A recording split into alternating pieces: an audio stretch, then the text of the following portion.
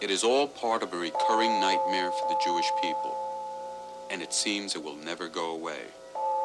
After years of apparent dormancy, it is surfacing once again. Over 60 reported anti-Semitic attacks in New York and New Jersey alone in 1980. You are looking at only a few. How does it start, and why does it persist? Long Island, New York. The street and the town are not important in this story. What has happened to the Jewish family who lives in this house is. Last October, on Halloween night, someone burned a cross on their front lawn. The first thing that went through my mind is, what jackass did something like this? This is ridiculous, you know. At first, I didn't feel the violation that I feel now. I didn't feel the anger that I feel now. Harvey Fisher moved his family to this neighborhood almost 14 years ago. It didn't seem to matter that his family would be only the second Jewish one on the block. It does now. The cross burning was not the first attack on the Fisher household. On the Jewish holiday Passover, a rock was thrown through their living room window. No one was hurt in any of the incidents, so Harvey and his wife Shirley never called the police. At first I said, this is something that should be reported, and then there was no apparent damage, and nobody was hurt. And I don't know. Then we talked about it, and Shirley was a little hesitant. I detected some fear in Shirley. I think personally we don't know how to handle this problem because we haven't been exposed to it, not openly. And that's why we just don't react properly.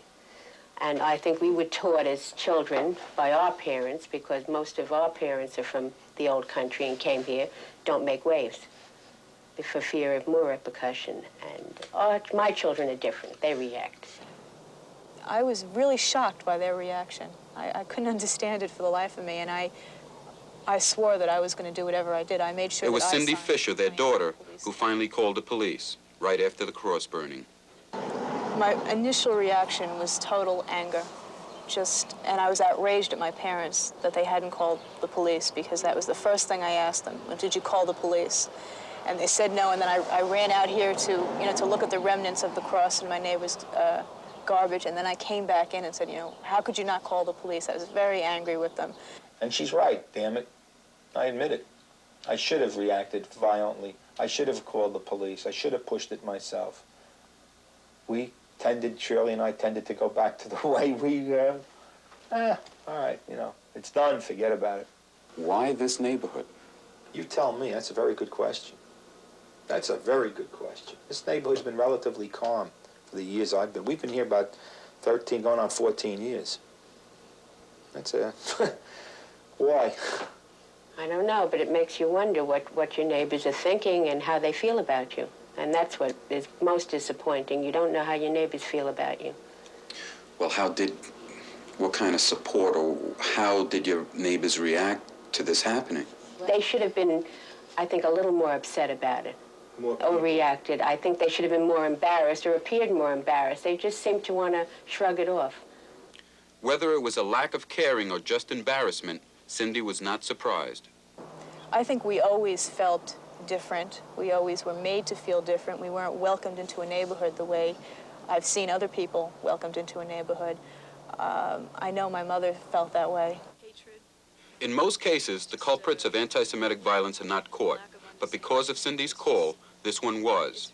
It turned out to be a 15-year-old boy from the neighborhood. He said he did it because it was Halloween. Also, he had heard that this is what the Ku Klux Klan does. They burn crosses on Jews' lawns, and that is why he did it. No charges were filed, and the boy was prompted to write this letter of apology stating, and I quote, "I just got carried away with myself. You won't have any more problems with me ever again." End of quote. Did you ever speak to his parents to find out why he did it? No. Why not? It's a good question, too. I don't know why not. Maybe I'm not interested in what their reasons are. Maybe I'm afraid to find out what the reasons are. Maybe that's where he learned how to do it. Maybe that's why he's doing it. And maybe that's the underlying reason, huh? Well, I felt that, if anything, they should approach us and offer some sort of an explanation or even an apology, whether meant or not. I just never thought to approach them. probably because I was afraid to for what they'd say to me. Are you afraid? Yeah, I guess to some extent it is fear. Mostly I'm disappointed, but I guess there's a little fear in there. The single act of a 15-year-old boy, the reluctance of the victims or the neighbors to react. It is a familiar pattern in the history of the Jewish people, and the nightmare became most horrifying a short 40 years ago. It was the most terrible experience a human being can go through in his life. There are no words in the human dictionary that can describe the sufferings of those who died, who were killed, or even the sufferings of those who survived. A day in a concentration camp was a day in 1,000 hells. John Rand survived, but his entire family, over 50 people, did not. He has since devoted his life to fighting anti-Semitism in this country as a volunteer for many Jewish organizations. He has even worked with Simon Wiesenthal, the international war crimes hunter. Rand says that the Fishers' decision to ignore the attacks on them is a typical one in Jewish history. And very often they ignored it because many of them saw no way to fight it, no chances to be successful in fighting it.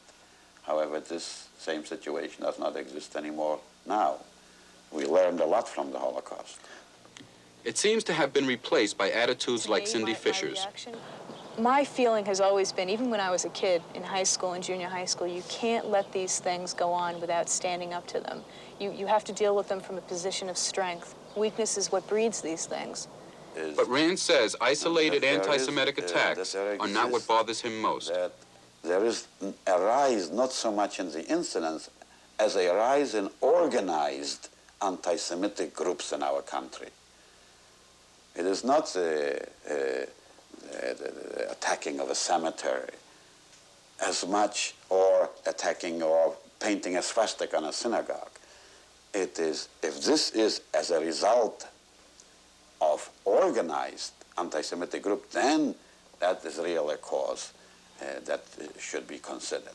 And we have a situation in the last few years where some Nazi-type, Klan-type, anti-Semitic, racist groups are growing in our country. He then showed me detailed material of what he was talking about. Recruiting posters for neo-Nazi groups as well as newsletters printed in this country asking for contributions in exchange for information. It is difficult to imagine that there are people actually behind it all, and more difficult still to imagine that anyone could be drawn to it.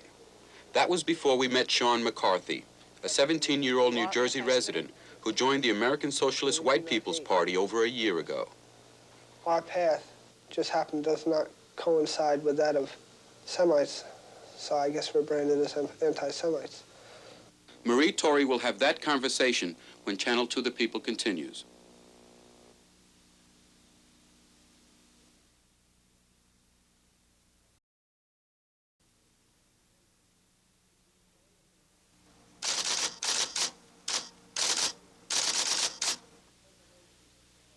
Zionism stands for the preservation of the Jewish state of Israel under any circumstances, put above anything, and it is a form of racism, a form of supremacy over non-Jews. A young member of the National Socialist White People's Party equates Zionism with racism. Many would call that anti-Semitic. We have Christians who will say now, when studying the Holocaust, oh, not that again. Why can't we forget it? Why do we have to always bring it up? And again, this is a deep-seated prejudice against Jews and Judaism. A New Jersey nun says Christian doctrine is also a major contributor to anti-Semitism. The Catholic Church, as well as Christian groups in general, have been so brainwashed by the Holocaust propaganda that they really don't conduct themselves the way they should. And Fritz Berg heads a group which says the Holocaust never happened, an idea characterized by the Anti-Defamation League as a form of anti-Semitism. It is not difficult to find people with an ethnic bias, but it is hard to find people who are willing to go on the record with candid accounts as to why they would exclude others from the American life. Not only exclude, but in some cases even ban or annihilate. Convictions run deep on all sides of prejudice.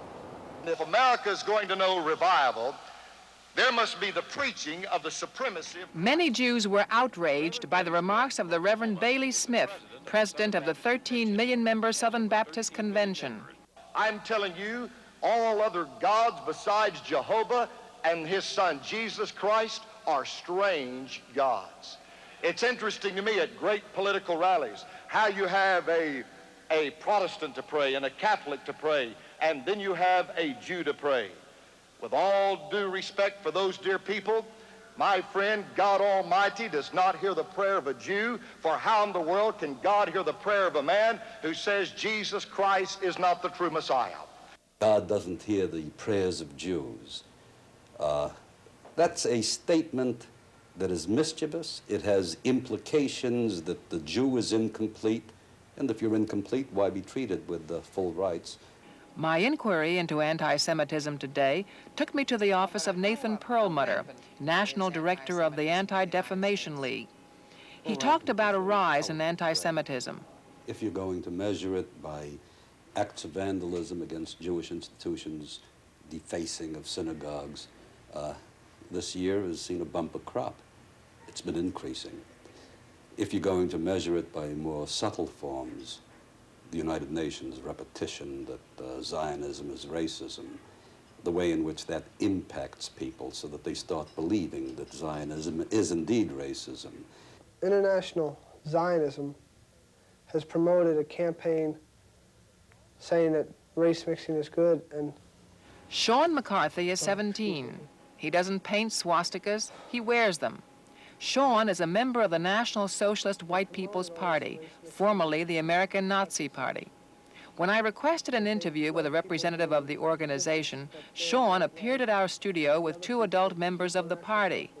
I expressed great reservations about interviewing a 17-year-old, a minor, but one of the adult members insisted that Sean was selected for the interview by headquarters in Arlington, Virginia. well, when we come to power, there will be reparations to blacks, and they will be sent to Africa, their country of origin, and they will be allowed to set up their own community there, and Jews would be sent to Israel. And then we would work, after this was done, this would be the foremost action we would take after coming to power, is separating the races. Then after that would be improving the quality of the race and improving things that all white people can have. It is the belief of Sister Rose Thiering that attitudes like Sean's could well have been bred in the Christian church. At Seton Hall University, Dr. Thiering works at deleting what she regards as anti-Semitic references in Christian doctrine. The deicide charge is not within the books anymore, that the Jews killed Christ, or the bloodthirsty Jews. I even hate to say that word. In fact, I know doing the study at the time that I did it, I practically became ill because of the terrible prejudicial statements that were within. And thank God, I do thank God over and over that we followed Pope John the 23rd's request that we remove these statements from our books. And the statement that had been there, and it gives me just great displeasure to have to even read it again, it shocks me. Why did the Jews reject Jesus? About the time of Christ's coming, the Jews were expecting the fulfillment of the prophecies, so that some even thought St. John the Baptist was Messiah. But then it goes on to say, the Jews as a nation refused to accept Christ, and since his time, they had been wanderers on the earth without a temple or a sacrifice or without the Messiah. Now, a statement like that, had that remained in the books, but even if it had been taught to the elders and they haven't, gotten rid of this prejudice, they can now look at the state of Israel and say, the state of Israel ought not be. Jews should not have it, which would be positively terrible. And that's where sometimes this latent anti-Semitism comes to the fore. And I'm sorry about that. What concerns me most now is parents or teachers, individuals who may have been influenced by the teachers, the teaching of former years. Even though, you know, you might have a book that's totally cleansed from all of this, still we tend sometimes to teach as we've been taught. You are looking at a fantasy, something that never happened. At least that's what you'd believe if you were this man. He is Fritz Berg, president of the Ridgewood Group, which meets in the Yorkville section of Manhattan. Does this group practice and preach a subtle form of anti-Semitism? The presence of crematory ovens is no proof of an extermination program at all. The presence of the ovens were only one of many measures the Germans resorted to try to reduce the mortality rate in the camps. Reduce the mortality rate? Yes, absolutely. There are more than enough documents, German government documents, which clearly show that the German government, the Nazis, those terrible Nazis, from Himmler on down, were extremely concerned about this mortality rate, that they were instructing their concentration camp officials to resort to all measures, all possible measures to reduce the mortality rate. And among the measures used to reduce the mortality rate were the installation of crematoria in some of the larger concentration camps, such as Auschwitz. By cremating a body, you in effect reduce the likelihood that the bacteria or the lice or whatever it was that was the vehicle for carrying the typhus or any number of other diseases, you reduce the likelihood that the disease which killed one man would now kill perhaps someone who was already living. Okay. Mr. Berg, 5 years ago or so, you didn't believe the story that you're telling us now. Yes, I believed. You did not. I believed in the Holocaust as much as anyone. You did. Okay. Was it very painful to you to believe that way? That the Holocaust Well, actually happened? I found it very unpleasant, and I found it very difficult to live with, I guess, to a certain extent, because I am of German descent myself. Mm-hmm. Do you feel a lot better about Germany's past as a result of being a member of the Ridgewood Group and feeling that the story of the 6 million Jews being exterminated was, in your words, a hoax? I think it's cause for a great deal of relief, and I think we should all be relieved that such crimes were not committed. I think we can all be grateful. We don't hate other races. We don't hate them at all. We're not racist. We're racialist. You're not anti-Semitic?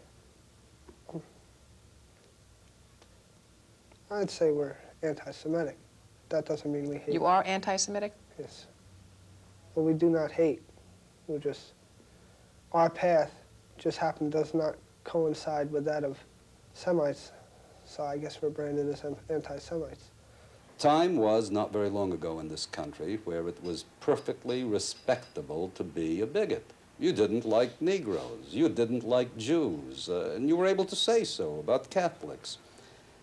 Today, it is no longer respectable to hold those views, and even if you are a bigot, you're not apt to boast it. Unless, of course, you're the low-sloping forehead type, the Klansman type. And that type is beyond any redemption.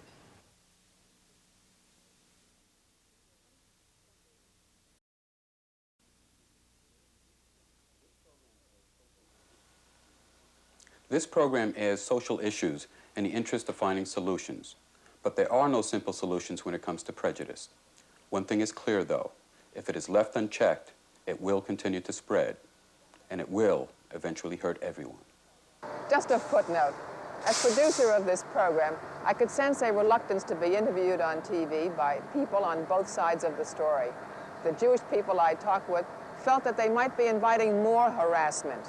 Members of the National Socialist White People's Party felt they might lose their jobs if they gave their views on television. As one condition to the freedoms of the American way, it's been a disturbing story to report. For Marie Torre and myself, goodbye. We'll see you next week.